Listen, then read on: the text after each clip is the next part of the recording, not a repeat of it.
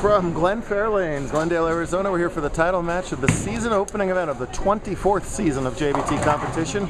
It's the annual Desert Open Marathon opening up the season this year, and we're opening up with two of the very best under 21 bowlers in the world. Solomon Salama up now. This is the fifth frame already. He leads by a pin. That ball's wide left, and it still works out for him anyway. It'll give him 3 in a row and a lead against this guy, 13-time champion Sorel Cardenas.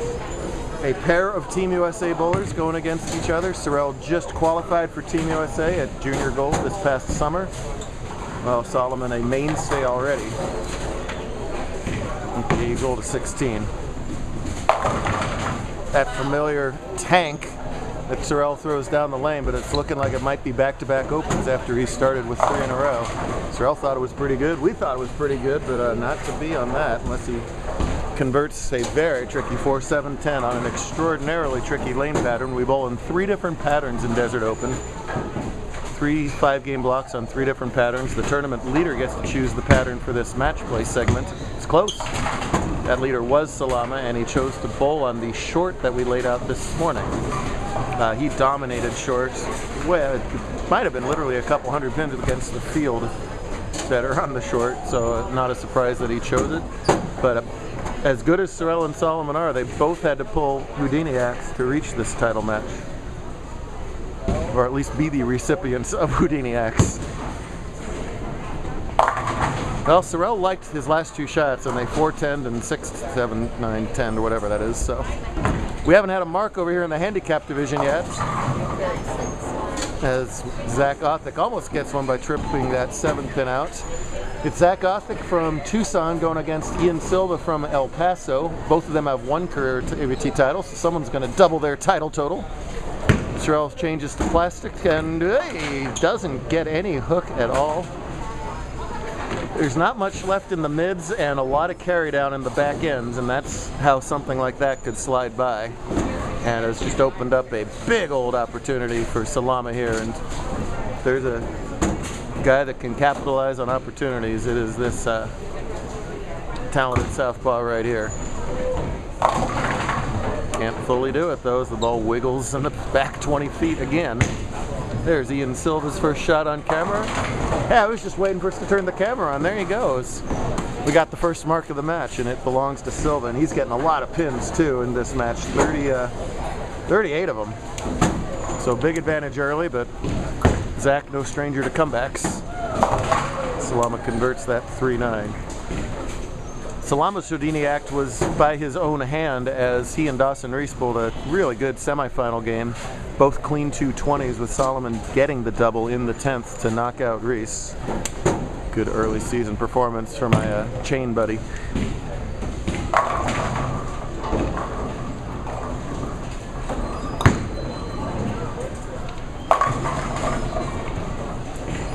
Both of them liking shots and not getting results. He's being pretty aggressive with the ball because he's got to get it to face up through the back end, but you run the risk of it checking high. And again, that was a sweet flush double he threw to beat Dawson and get here.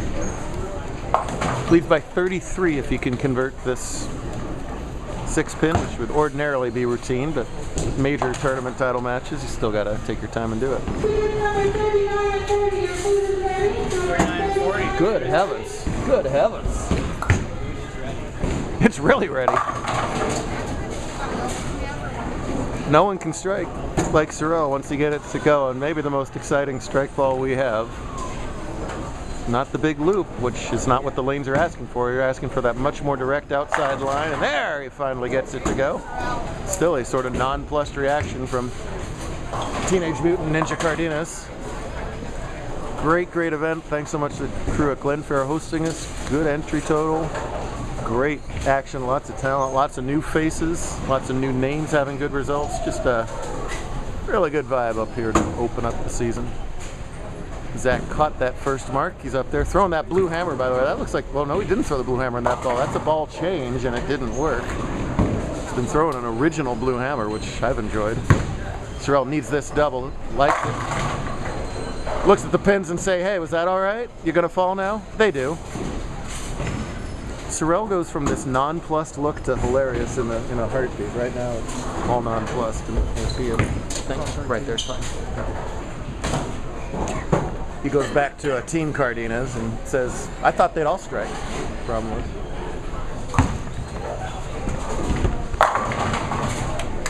By the way, this is not a picture of Sorrel. This is actually Sorrel.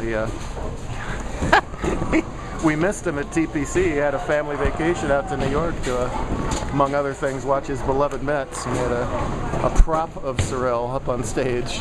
Went very well.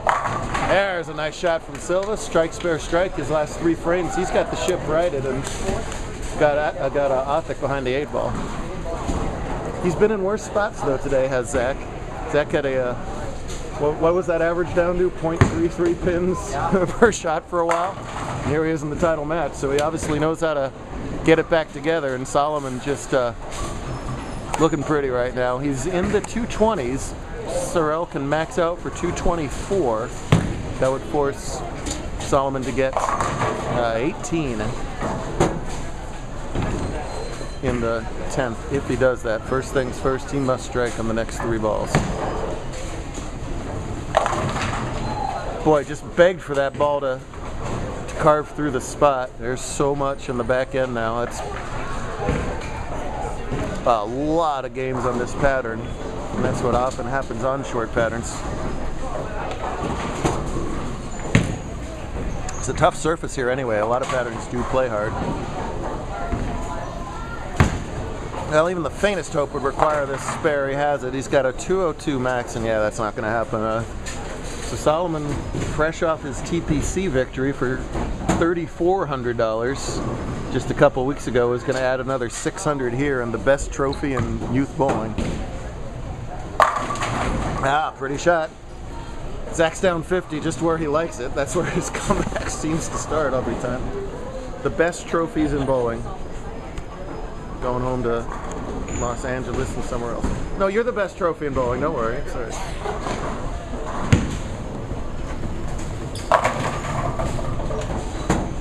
Sorrel is going to be making this motion for about the 7-hour drive to Vegas. That's why these guys are so good. They're competitive to the very end. This is somewhere around game 25 of competition for them. It has not been cool in this building. It's hard to cool off a building in Phoenix in August. The guy has to get super lucky. And doesn't quite roll that 10. This will put Sorrel in the 2-0s. Yeah, that's our Sorrel right there. When he's on the approach, it's game time, but he is one of the funniest people you'll ever meet. Little slice of it right there. Zach does his self-commentary over there. Oh my God, that's about right. Big trouble for Othick, and Silva getting handed it on a Silva plate right now. Buck 99 is not going to do it this time for him. Sorrel will take a nice chunk of change back to Vegas.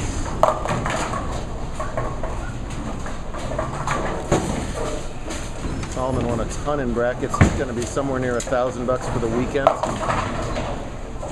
We keep offering big bucks for first, and he keeps on doubling it. Whatever we offer, it's on an insane roll right now. And again, folks, he's 16.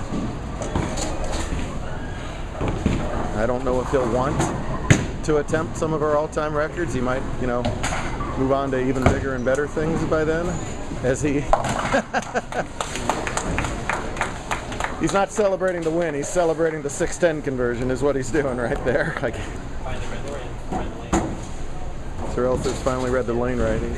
Solomon's been complaining about not seeing the lane all day. I don't know how he'd rank his game, but if he's in his B plus game and he's winning majors, look out, world. 222 clean, two straight clean 220s to end it out for the now 21-time champion. You might see a lot of these two guys go head-to-head this season. They've done a lot of it already in their careers, but if they both decide to hit the tour full-time, this could be a common occurrence.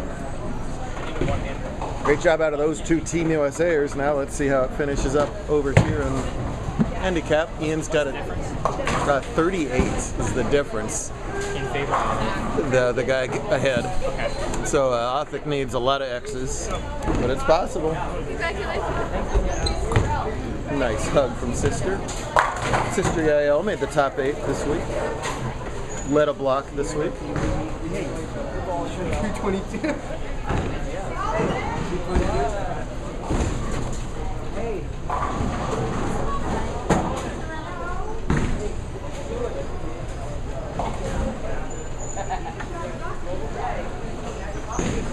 Tour takes a week off for the adult New Mexico Open next week, and then Pacific Northwest opens up with a doubleheader at Tacoma. Nice spare from Othic there. I'm pretty sure that's an original Blue Hammer. I want to know where he got that from.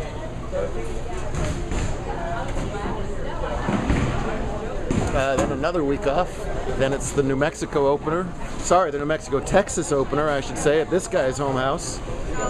So he's off to a good start and then gets home cooking his next tournament. Not bad.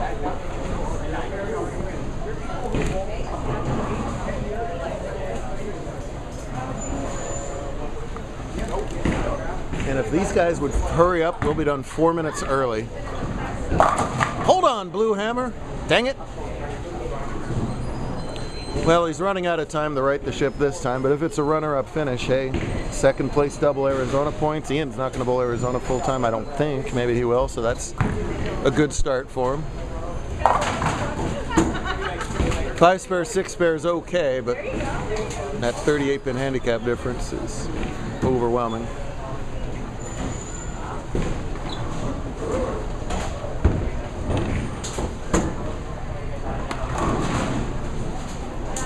First time we've had Desert Open open this season. It makes a lot more sense than to have it sort of dangling out there in a seasonless summer slot. Say that fast.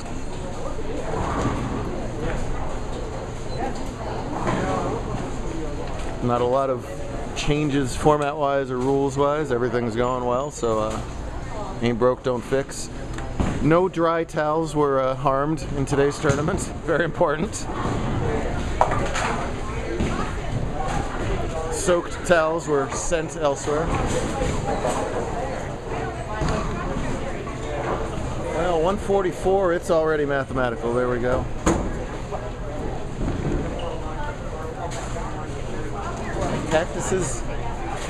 Do cactuses grow in California or El Paso? Oh, I said that. I don't think there's actual cacti in El Paso. A cactus species, perhaps? No, there's one now.